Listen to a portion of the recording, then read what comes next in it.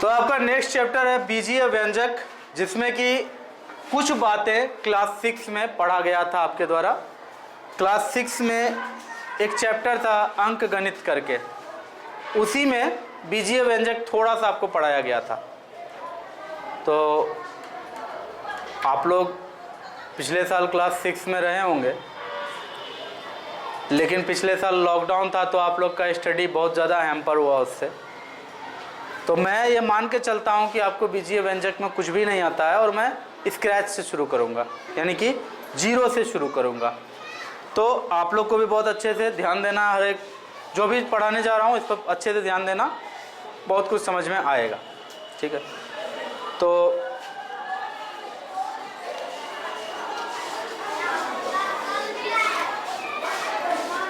देखो, हम लोग अपने आम जीवन में कभी कभी कहीं पर शक या संदेह करना पड़ता है, ठीक है ना। फॉर एग्जाम्पल कि किसी का घर में, कोई अपने घर में गया तो देखता है घर में ताला लगा हुआ है। तुम अभी स्कूल से घर जाओगे, देखेगी घर में ताला लगा हुआ है, तो फिर पहले तो ये सोचते हो कि कहाँ गई होगी मम्मी, घर में ताला लगा हुआ है, क्या करें। पहले तो ये सोचते हो कि कहाँ गई होगी, है ना। तो मन में बहुत सारा ख्याल आएगा, पड़ोसी के यहाँ गई होगी, कोई काम पड़ गया होगा ज़रूरी, हॉस्पिटल गई होगी, वैसा कोई ज़रूरी पड़ गया होगा, कुछ ना कुछ बहुत सारा जगह है। वो डिपेंड करेगा कि आपके घर में आपकी माँ क्या क्या करती है, उसी के हिसाब से आप सोचिएगा कि वो कहाँ गई होगी, है ना। फिर उसके बाद अगर कोई पड़ोसी बोल देगा कि अरे वो हॉस्पिटल गई है, तो फिर सोचोगे कि हॉस्पिटल गई है मम्मी, मम्मी को तो पता था कि हम 4 बजे स्कूल से घर आ जाएंगे। जब मम्मी को पता था कि स्कूल से हम 4 बजे घर आ जाएंगे, तो मम्मी यूं ही तो नहीं जा सकती है, घर का चाबी कहीं ना कहीं किसी को तो दे के गई होगी। किसको दे के गई होगी, फिर सोचना शुरू करते हो। तब फिर जब सोचना शुरू करती हो कि किसको दे के गई होगी, तो बहुत सारा ख्याल आता है उस समय कि पड़ोस में है, ठीक है, गौतम अंकल हैं, उसको दी होगी, या फिर मामी को दी होगी, चाची को दी होगी, जो भी हो बगल में तुम्हारा जो भी है, फिर उस पर आपका जाता है शक। और फाइनली लास्ट में जाकर के कहीं ना कहीं एक जगह वो मिल जाता है। आप बार बार तब पूछते हैं सबको कि आपको दी है, आपको दी है, तो कहीं एक जगह आपको चाबी मिल जाता है। तो जहाँ चाबी मिल गया तो शक खत्म, है ना। जब तक आपको चाबी नहीं मिला आपके हाथ में, तो आप क्या सोचते हैं, किसी को दे के गई होगी। सर्टेन नहीं है, आप क्या वर्ड के वो यूज कर रहे हैं मन में अपना, किसी को। ये किसी को में ढेर सारा संभावना है, नहीं है, ये किसी को में ढेर सारी बातें हो सकती है, कुछ भी हो सकता है।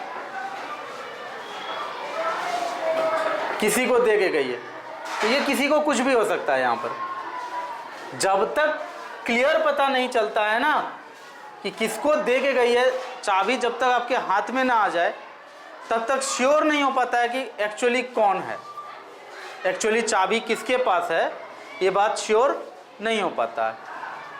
ठीक है,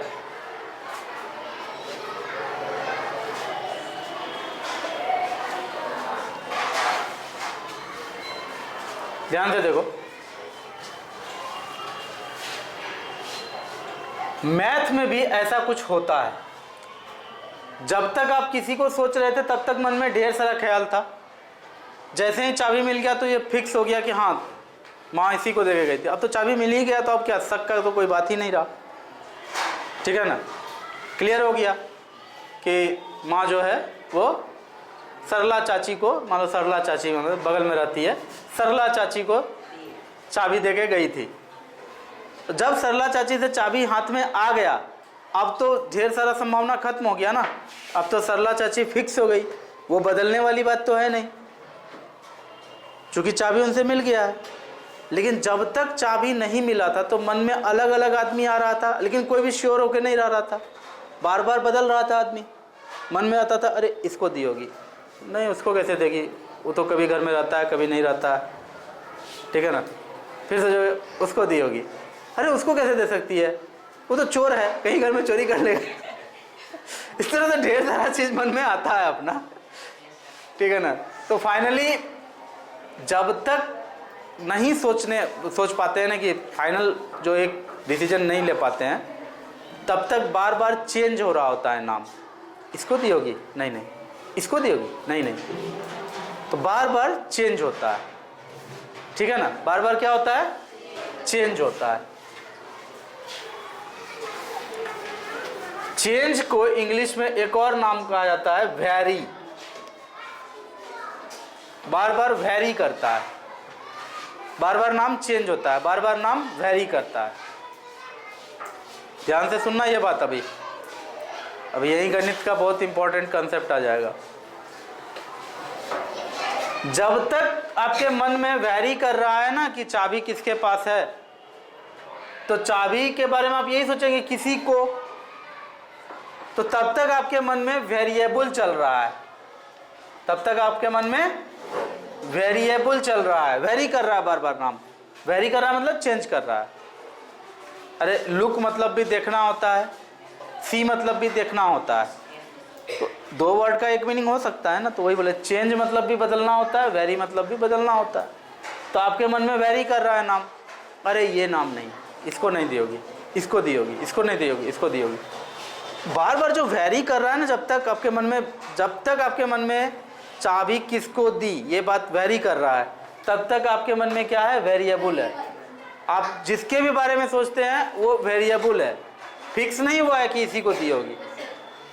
जिस समय आपके हाथ में चाबी आ गया, जिस समय आपके हाथ में चाबी आ गया तो आदमी फिक्स हो गया कि अरे श्योर हो गया, अरे सरला चाची के पास ही चाबी था, ठीक है ना।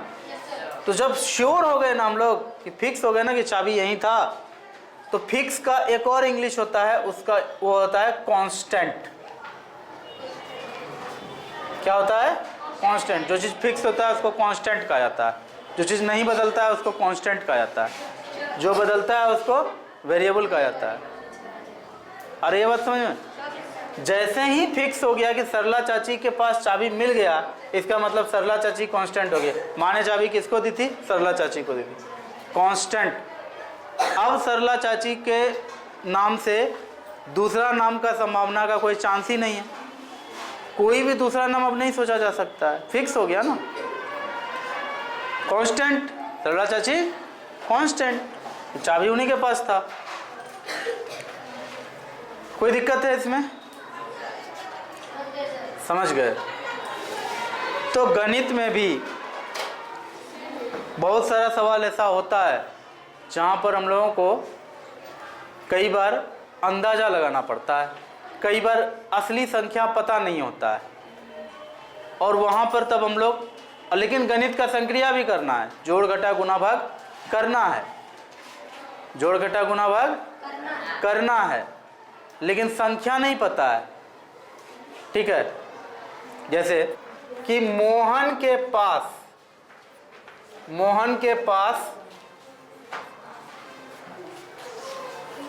कुछ धन है, मोहन के पास कुछ धन है, 100 रुपया और मिल जाए, 100 रुपया और मिल जाए तो कुल धन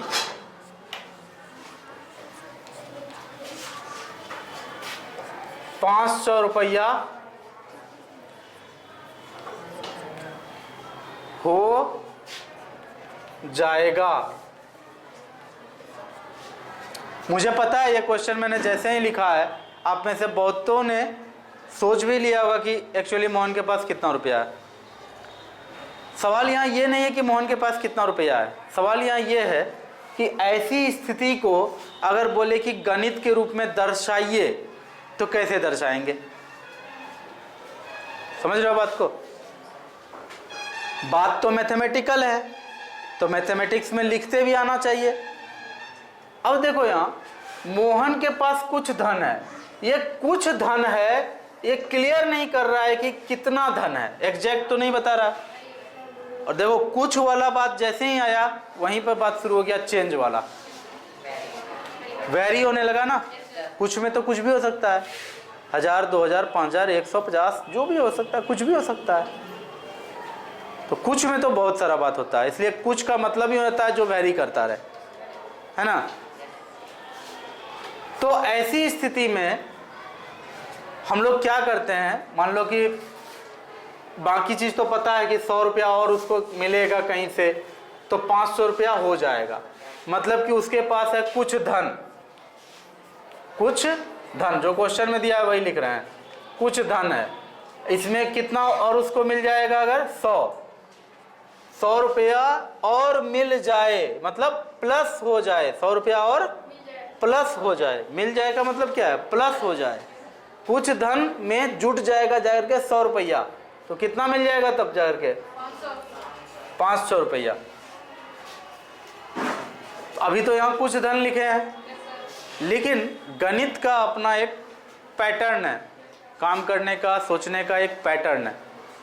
मैथमेटिक्स तुमको परमिशन देता है कि अगर ऐसा सिचुएशन आए और यहाँ पर कोई एक ऐसा चीज हो जिसका कि मान पता नहीं हो, लेकिन हाँ कुछ ना कुछ तो है यहाँ सर्टेन मैथ में, इसका कोई ना कोई संख्यात्मक मान निकलेगा गणित के रूप से, गणित के सहायता से इसको कैलकुलेट करेंगे, कुछ ना कुछ मान तो इसका आएगा, लेकिन अभी पता नहीं है कि कितना है।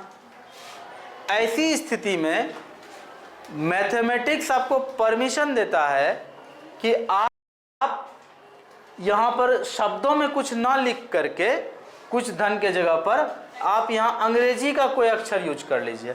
आप x यूज कर सकते हैं, आप a यूज कर सकते हैं, आप b यूज कर सकते हैं, आप कुछ भी यूज कर सकते हैं।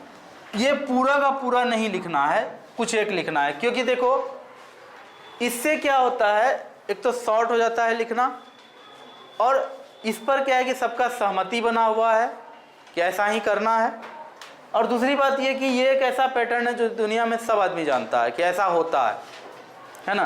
ये हर जगह लिखा रहेगा तो सोचो मैथमेटिक्स का गुना भाग ऐसे कितना बार करना पड़ जाता है, बहुत लंबा चलता है ना, और उसमें बार बार ये लिखा रहेगा, कितना दिक्कत होगा।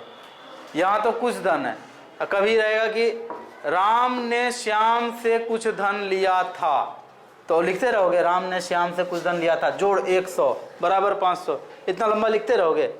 इसलिए चीज़ों को सिंपल करने के लिए मैथमेटिक्स में आपको कुछ परमिशन दिया गया और कुछ नियम बनाए गए।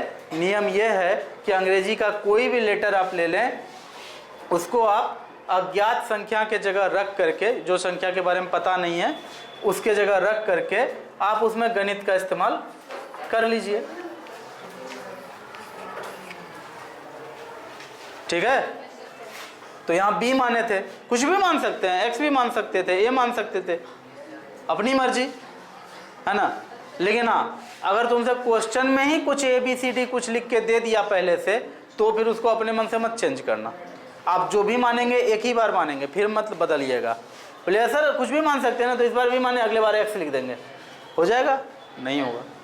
जो मानोगे एक बार मानोगे, ठीक है ना। तो इस तरह से आपका आ जाएगा b जोड़ 100 बराबर 500, है ना। तो उसके बाद तो आपको पता है कि कुछ होता है इसमें, घटाते हैं दोनों तरफ 100, इधर 100 में 100 घट के 0 हो जाएगा, इधर 500 में घट के 400 आएगा, b का मान 400 आएगा। ये तो बाद की बात है। अभी हमने ये सीखा कि अंग्रेजी का कोई भी अक्षर आप संख्या के जगह यूज करते हैं वो कहलाता है वेरिएबल, चर। और जब इसका मान फाइनली मिल जाएगा ना, आपको 400 मिलेगा ना, 400 मिल जाएगा, 400 जोड़ 100 500 होता है, तो ऐसे भी सोचोगे तो हो जाएगा।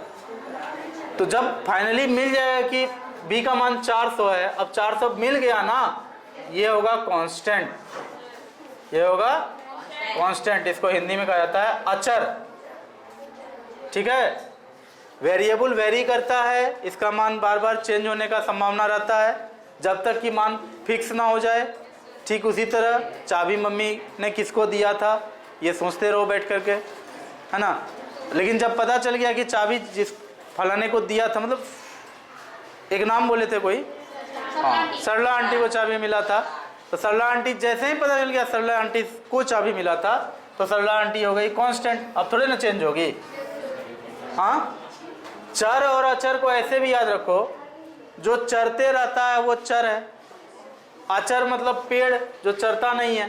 तो पेड़ कभी भी हिलता है अपनी जगह से, पेड़ कांस्टेंट रहता है ना। लेकिन एक्स वाई सब क्या है, बकरी की तरह जहाँ तहाँ चरते रहता है।